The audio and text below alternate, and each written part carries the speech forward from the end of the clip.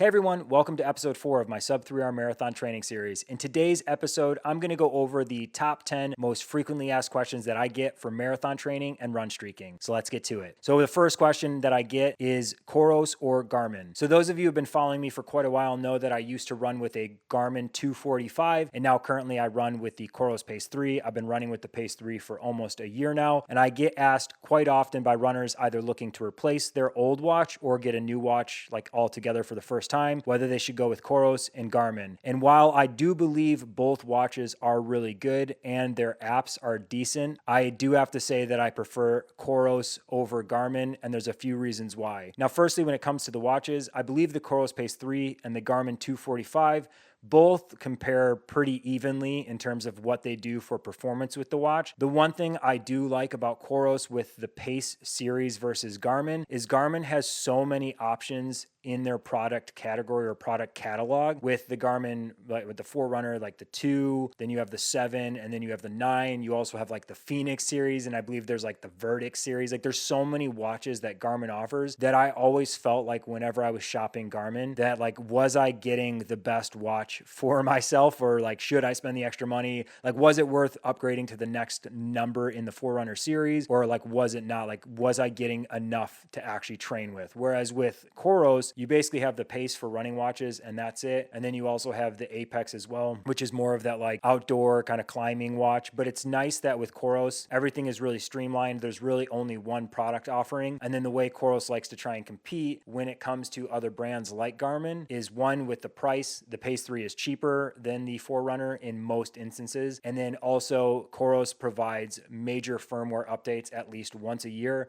to help kind of keep the watch current with whatever's going on in the market, as well as feedback from their athletes, both professional and amateur. And so not only is the Pace 3 nice in that like streamlined of only one option, which makes it easy for the buyer, the app is a lot easier to use. So the Garmin Connect app was always like the bane of my existence if I wanted to change anything, because I never knew if I had to change it in the watch or I had to do it in the Connect app. And anytime I went into the Connect app, I almost always had to Google what I needed to do to like find what I needed to change, because the Connect app is so just kind of like over bloated and everything is hidden in these weird sub menus that you wouldn't expect it to be in. So with Coros, I do like that everything's pretty simple. The user interface is really easy to kind of navigate. And then even the UI on the watch itself is really easy to navigate. I never find myself having to like guess where I should look to have something changed that I need either on my watch face or something that I want to have like reporting on my watch. Probably the only advantage I would say Garmin has over Coros currently is there's just more third-party integration with Garmin. So I do find that any app I download or any like kind of health system I look into, there's always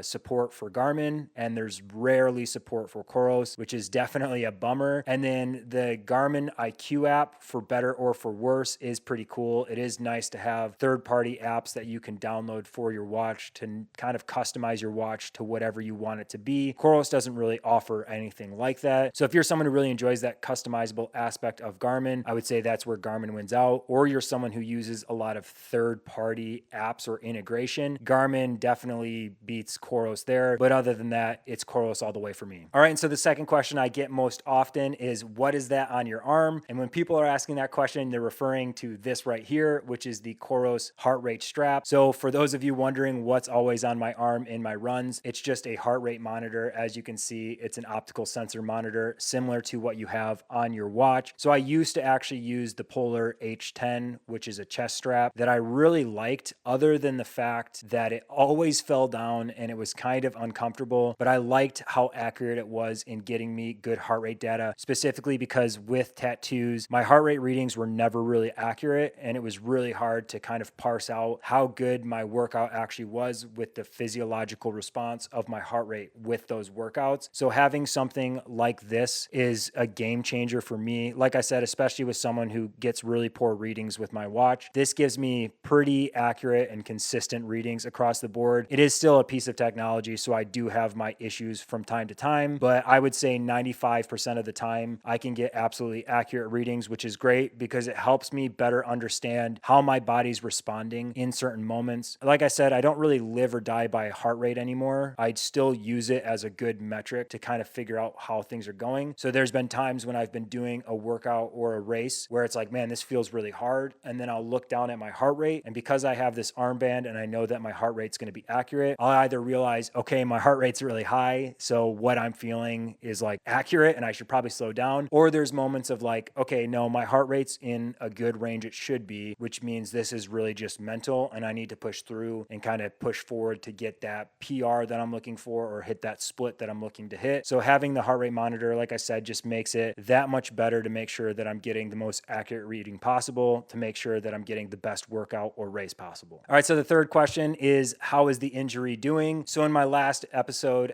3, I talk about how I had sustained an injury during my training. Basically what had happened was I'd started to get a slight pain in my right groin, so my right leg. What I first tried to do was see if I could just run through it, and then that wasn't really working. So then I started to like lay off the intensity on my easy runs. So I started taking my easy runs slower while still keeping the intensity on my workouts high. And then the pain really never got better, but it never got worse. So I figured the best thing to do, instead of continuing to kind of like redline and potentially have it get worse, was take a run streak week off where I just did a mile every single day for I think like 7 or 8 days. Everything seemed fine. I basically came back, did an easy week, and then did that relay race, which I believe was my last video. And in that relay race, that was kind of the test to see like, am I back or not? And I was able to hit all of the paces actually better than I was expecting in that race. Had absolutely no pain that day or the day after. So from then on, I basically turned it back on and continued with the training as best as I possibly could, with only a few weeks left till race day. So safe to say the injury is all in the clear and it looks like I'll be good for race day. All right, so the next question, which I believe is question 4, is that I noticed you changed your training partway through marathon training.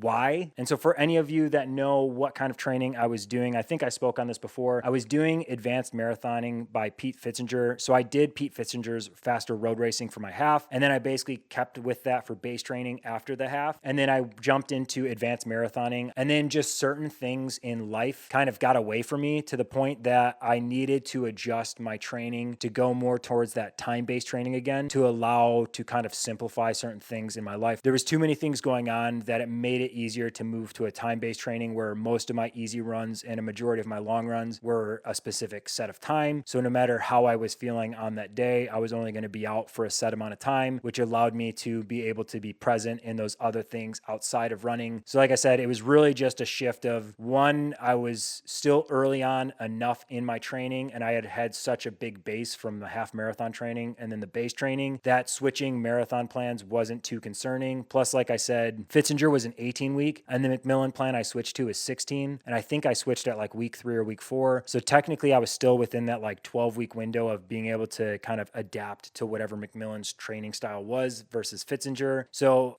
the kind of consensus was that everything happening outside of my life was important enough to make the switch. And it wasn't so far into my training that it was going to be kind of like polarizing on how I was going to be switching up my training. All right, so the 5th question is, what am I doing differently for my 5th attempt at a sub-3-hour marathon? And honestly, the main thing I'm doing differently is actually my fueling. So like hydrating, because one thing I did really poorly, or like in hindsight, I did really poorly with all my previous marathons, was I would not consume water pretty much at all during any of my training. But then I'd show up on race day and I'd be hitting like all the water stations or like every other water station. And so I was basically doing something new or different on race day, which is the last thing you should be doing. So this time around, I bought a Nathan water bottle. I actually have 2 of these. I've talked about it in a previous episode about like essential running gear. I have this one and then a larger one for like the long runs. And basically almost every single run I take this on. And then something I've done this time as well is I looked at the marathon course map and I saw where every single water station will be for the Marine Corps Marathon. And then I'm trying to basically imitate that in my run. So in the Marine Corps Marathon, there's like every 2 miles there's a water station, except for I believe like mile 7 and mile 8's like the only exception for that. And so every 2 miles roughly I've been taking a drink of water to get my body used to that. I actually also plan on testing out, I'm going to test it out next week in the free half marathon the week before the marathon, but I'm going to actually take like a sports style water bottle and like tape gels as well as taping a handle to it so that I can throw it away once it's empty and it's not as wasteful as like throwing this thing away. But I'm going to actually take that in the race to see how it works, to see if I can kind of bypass a lot of those first few water stations that are extremely busy in the race by carrying my own water bottle. Plus it'll help me be able to carry more gels by taping the gels to the water bottle. Because right now when I go on a run with this, I have gels like in this thing right here. So that's really nice to always have a gel on me as well, just in case things kind of go south on my run. But that's mainly the biggest thing I've changed, is just really focusing on fueling, which I'll talk about fueling because that's actually another question, is my fueling strategy. So I'll talk about that in a little bit. But either way, that's the biggest thing I'm changing this time around for my 5th attempt at a sub 3 hour marathon. All right, so the 6th question is, will I try to run faster than my 3-hour marathon goal based on my race predictions? And that question really comes from the fact that if you've been following my running journey, you'll notice that my race predictor has been like a 244, 245, and I've actually been training all of my marathon splits at a 620 average, which comes off of the idea that I ran the half training for a 605 minute average for the half, and that equates to a 620 marathon. So I kind of just kept with those paces, and that comes out to like a 246 marathon. And my Coros race predictor is predicting a 245 at the moment. And so I keep getting asked, like, am I going to try and run faster? Like, you're in better shape. Like, I'll do runs and people will comment being like, you're in better shape than 3, sub 250, here we come. But to be honest, the goal has always been sub 3. And honestly, all I care about is completing that sub 3 goal. I can focus on faster marathon times later, but right now the whole goal is just getting under that 3 hour. If it's 2:59:59, I'll be happy. I don't care how much faster than 3 it is. The real idea with sticking with that 620 pace throughout the training was I felt really good with the half doing the 605, and then even in the base, like I felt solid throughout. And so I'm kind of thinking it's one of those ways to like put the aerobic endurance and the speed in the bank that I know I've been training for something faster, so that when things get hard near the end of the marathon, even at that 650 pace, because like the marathon's going to be hard no matter what pace I run it at, but it's one of those that like hopefully that's that mental fortitude that helps me say like, no, I've trained for harder than this, like I've got it, and that'll get me that push through like that last 10K of the marathon. So no, I will not be trying to run a faster marathon just because the race predictors say I can run a faster marathon. All right, and the 7th question is that the Marine Corps Marathon is a hilly course, which isn't a question, it's more of a statement, but it is a question I have been getting quite often with the Marine Corps Marathon, especially this being the first time I've ever even been to DC, let alone running this race, is a lot of people ask me like, have I been training hills? Because the Marine Corps Marathon is quite hilly, especially in like the first portion of the race. The simple answer to that is yes, I have. I pretty much always train hills, regardless of whether the course is super flat or super hilly. There's a lot of routes around me that have a ton of hills. I used to be really bad at like, I'd be running, like this is early on in my running, but I'd be running and, you know, I'd see like you come to like a T or you have to make a turn, and one way there's like an uphill and there's another way that's a downhill. I would always like avoid the uphill, or it's like flat. Let's just say it's flat. I'd like avoid the uphill and just take the flat. And I think that was a detriment to me, especially like early on in my running. So now when I'm doing these types of runs, I will always take the turn with the hill and force myself to run as many hills as possible in all of my runs. Unless it's like a really easy run, then I'll look for a flat route. But most of the time, especially long runs, I'm looking to hit as many hills as possible to add as much elevation as possible. So regardless of how hilly or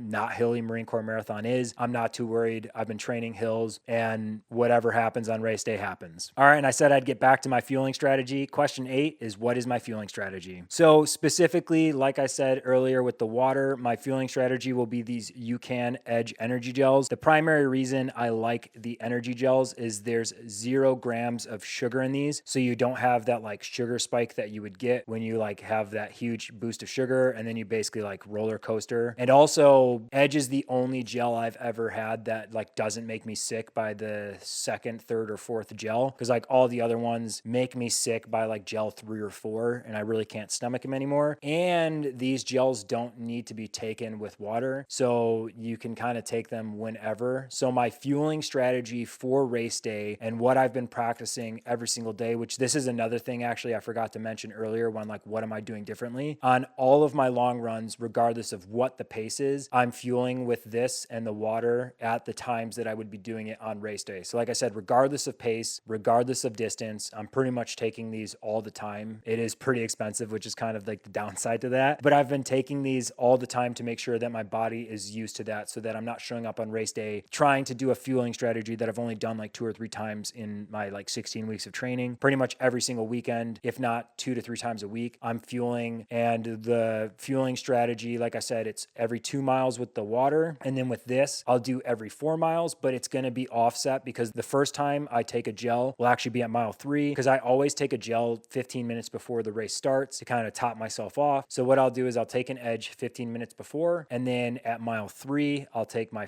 second edge basically, or the first one during the race. And then every 4 miles from then on, I will take a gel. And then, like I said, every 2 miles, I'm doing the water. So that's my fueling strategy for the Marine Corps Marathon. All right. And another big question that I get quite often, which is question 9, is what shoe am I running for race day? And honestly, the answer at the moment is I don't know. I have 3 shoe options to go with. I have the Asics Metaspeed Sky, which I ran my half marathon PR earlier in this year, as well as my mile PR for the Blue Jean Mile. I've also just really enjoyed this shoe. This shoe is really lightweight, extremely responsive, and a really fun shoe. The only thing that worries me about the shoe is it is slightly on the firmer side, and this like midsole area, so like the midfoot and the heel, is really narrow. So that's the only reason I'm like maybe on this shoe. All right, the next shoe in the 3 shoe battle is the Adios Pro 3. This is a shoe that I really enjoy except for the upper. My biggest concern and the reason I'm hesitant to pick this shoe for race day is that in those later miles, that upper really plays as a negative. Most likely this will not be the shoe for race day, but it is still in the running for one of the shoes I may run on race day. And then my last shoe choice for the 3 shoe race day shoe battle is the Puma Deviate Nitro Elite 3. I really like this shoe. It's basically, to me, a softer version of the Asics Metaspeed Sky Paris. It's maybe not as like aggressive. Like the Sky Paris is a little more aggressive and gives you a little more pop, but this is definitely a little softer than that shoe. And the heel and midfoot area is a wider base for that better stability when the form starts to break down in those late miles and I start to get really fatigued. The only reason I'm hesitant on picking this shoe over the other 2 shoes is this shoe just has the least amount of miles on it. So there is that like worry that if I go with this shoe, it's kind of like the X factor unknown of like how it'll respond. But so far, I think this may be the shoe for race day, but like I said, I'm not fully sure yet, so we'll see come race day. And then the 10th and final question that I get quite often is what's next, or like what is going to happen with the run streak. A lot of people believe that the run streak is actually ending at the end of the Marine Corps Marathon, but it is not. The run streak is something that I'm doing for the entire year of 2024, so I will run up until the 31st of December. Right now, what's next is getting the half marathon done next week, having fun with that, doing the full marathon, getting that sub-3, and then finishing that run streak for 2024. I have an idea of what I want to do next, but I'll save that for another video.